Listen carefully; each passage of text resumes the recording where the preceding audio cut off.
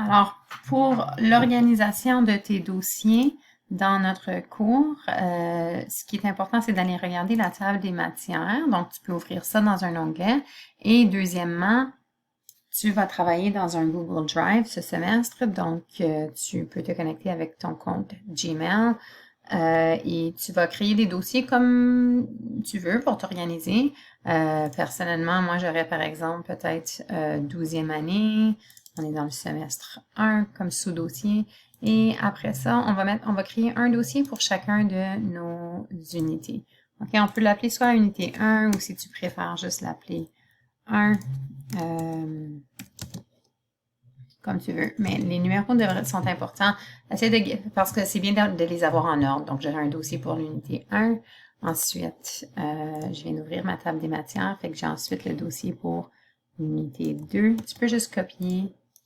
Clic droit, New Folder et copier.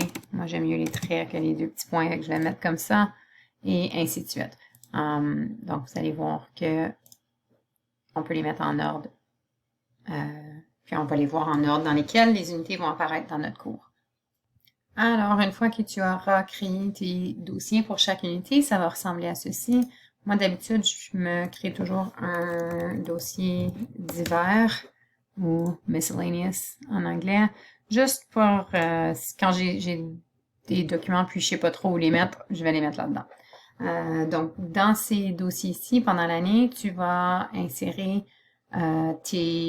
toutes tes preuves d'apprentissage, donc les exercices que tu fais, que ce soit sur des feuilles brouillon, dans tes cahiers, sur des tableaux, donc tout ton travail va être numérisé et inséré ici. Donc, je vous montre un exemple d'un élève dans un différent cours. Donc, si je regarde, ça c'était un cours de mathématiques 9e année, mais si je vais regarder, par exemple, dans un de ces modules, on peut voir ici pour chacun des devoirs, il a numérisé son travail et donc on peut voir ses preuves de travail ici. Donc, c'est ce qui va aller dans ces dossiers-là.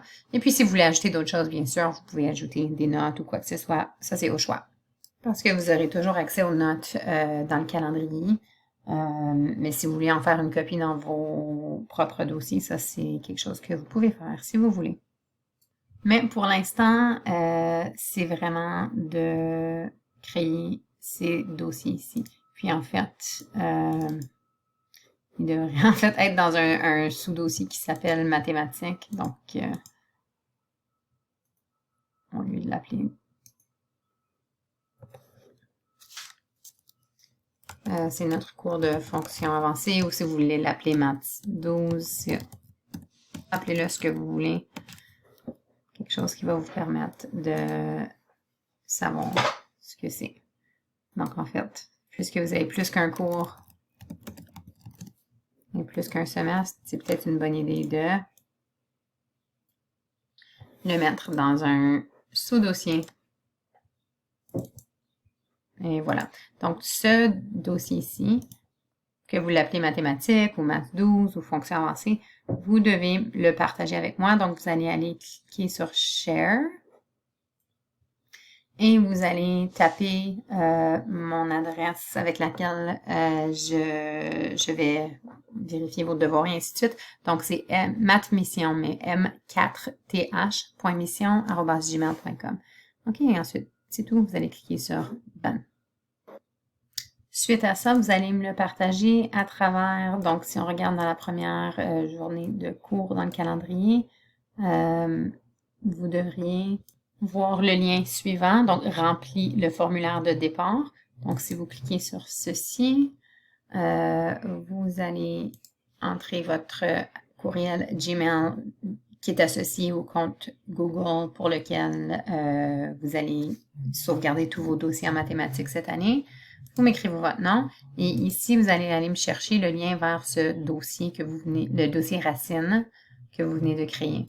Donc, le dossier, par exemple, si je l'avais nommé fonction avancée, share, encore une fois, comme on a fait tantôt, mais cette fois-ci, je vais cliquer sur copy link.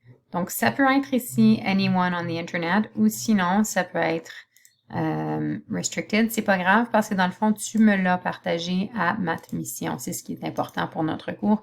Donc, je vais cliquer sur Get Link, Copy Link et on va insérer ça ici dans le formulaire. OK?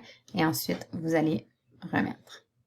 Et en fait, j'ai oublié de le mentionner au début de la vidéo, mais quand vous allez faire clic droit sur le document, assurez-vous, pour le partager avec Math Mission, qui est mon compte, assurez-vous que je ne suis pas simplement viewer, mais plutôt editor. OK, comme ça, si jamais je voulais aller écrire quelque chose sur les PDF que vous me partagez comme rétroaction, ce sera possible pour moi d'aller écrire dessus. OK, donc assurez-vous que Math Mission est editor du dossier racine. Comme ça me permet d'aller écrire sur n'importe quoi que tu vas insérer dans ce dossier ici. Donc, moi, maintenant, j'aurai la permission d'aller voir tout ça et en plus d'écrire dessus. Donc, si tu as un PDF, je peux aller écrire dessus. Assurez-vous d'avoir donné permission. Donc, vérifiez s'il te plaît.